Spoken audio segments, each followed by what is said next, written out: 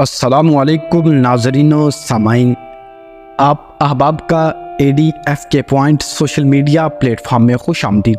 آج کی اس ویڈیو میں ہم آپ کو بتائیں گے کہ پاکستان میں نگران حکومت کا قیام کیوں لایا جاتا ہے، نگران وزیر اعظم کون منتخب کرتا ہے اور نگران حکومت کا بنیادی مقصد کیا ہے، پاکستان کی سیاسی تاریخ میں کل کتنے نگران وزیر اعظم آئے اور وہ کون کون تھے۔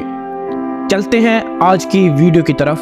پاکستان میں 1977 کے عام انتخابات کے بعد پہلی بار عام انتخابات کے لیے نگران حکومت کا مطالبہ کیا گیا۔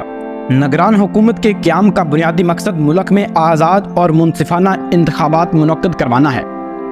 آئین پاکستان کے مطابق اگر اسمبلی اپنی مدت پوری کرتی ہے تو انتخابات 60 روز میں کرائے جائیں گے، لیکن اس کے قبل از وقت تحلیل ہونے کی صورت میں یہ مدت بڑھ کر 90 روز تک ہو جاتی ہے۔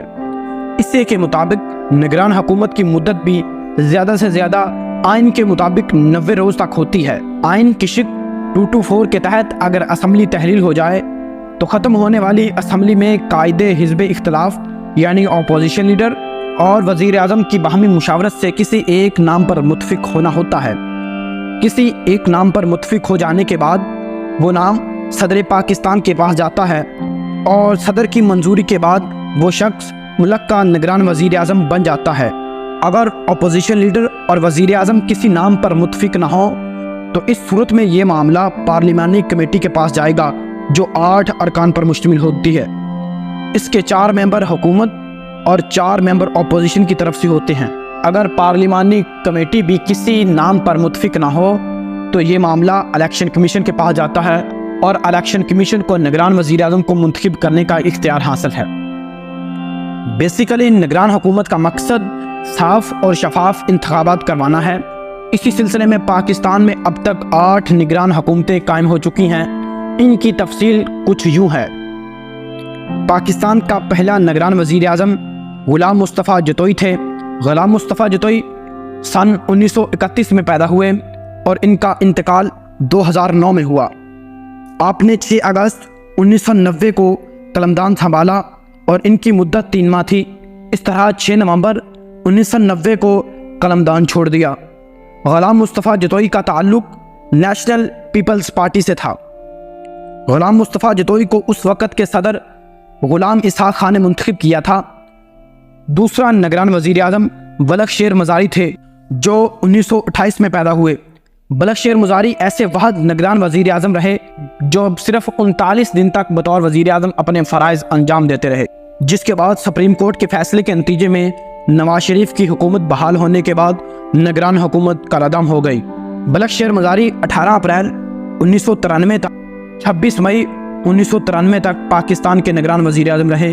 ان کا تعلق پاکستان پیپلز پارٹی سے تھا۔ تیسرے نگران وزیر اعظم معین الدین قریشی تھے جو سن 1930 میں پیدا ہوئے۔ آپ 18 جولائی 1993 کو نگران وزیر اعظم بنے اور 19 اکتوبر 1993 تک اس عہدے پر فائز رہے۔ چوتھے نگران وزیر اعظم ملک معراج خالد تھے جو سن 1916 میں پیدا ہوئے اور 2013 میں انتقال پا گئے۔ معراج خالد 5 نومبر 1996 کو اس عہدے پر فائز ہوئے اور 17 فروری 1997 تک اس عہدے پر رہے۔ 5ویں نگران وزیر اعظم میاں محمد سومرو بنے جو سن 1950 میں پیدا ہوئے اور 16 نومبر 2007 میں نگران وزیر اعظم کے عہدے پر فائز ہوئے اور 25 مارچ 2008 تک اس عہدے پر رہے۔ ان کی مدت 4 ماہ 8 دن تھی۔ ان کا تعلق پاکستان مسلم لیگ قائد اعظم سے تھا۔ چھٹے نگران وزیر اعظم میر ہزار خان خسرو بنے جو 1929 میں پیدا ہوئے۔ آپ 25 مارچ 2013 کو اس عہدے پر فائز ہوئے اور 25 جون 2013 تک رہے۔ 7ویں نگران وزیر اعظم ناصر الملک بنے جو سن 1950 میں پیدا ہوئے اور 1 جون 2018 کو نگران وزیر اعظم بنے اور 18 اگست 2018 تک اسی عہدے پر رہے۔ آپ سپریم کورٹ کے سابق چیف جسٹس بھی رہے۔ 8ویں نگران وزیر اعظم انوار الحق کاکڑ بنے جو کہ 12 اگست 2023 میں نگران وزیر اعظم کے عہدے پر فائز ہوئے۔ آپ کا تعلق بلوچستان عوامی پارٹی سے ہے۔